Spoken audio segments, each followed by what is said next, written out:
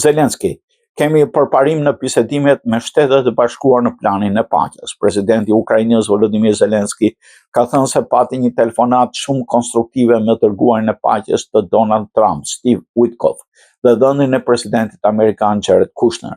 Zelenski tha se kishin diskutuar se si të siguroheshin se Rusia të përmbajë çdo marrëveshje të mundshme për të dhënë fund luftës së saj me Ukrainën, dhe se ai ishte i vendosur të vazhdonte të punonte me Shtetet e Bashkuara.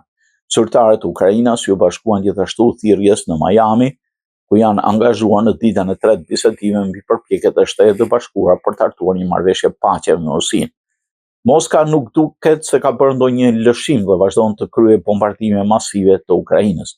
Ukraina është vendosur të vazhdojë të punojë me mirëbesim me palën amerikane për të arritur vërtet paqen, tha Zelenski në emisionin X. Ne trajtuam shumë aspekte dhe shqyrtuam pikat kryesore që mund të siguronin fundin e gjakderdhjes dhe të eliminonin kërcënimin e një pushtimi të ri në shkallë të plotë rus. Rusia nënshtroi Ukrainën ndaj sulmeve të mëtejshme ajrore dhe raketore gjatë natës, duke marrë dënimin nga aleatët e Ukrainës në BE. Në një postim në rrjetet sociale, presidenti Emmanuel Macron tha se kishte folur me Zelenskin dhe kishte ofruar solidaritetin e tij të plotë. Më parë, Macron konfirmoi se do t'i bashkuajë Zelenskit kryeministit të Mbretërisë Bashkuar Sir Keir Starmer dhe kancelari gjerman Friedrich Merz në bisedimet në Londër të hënën.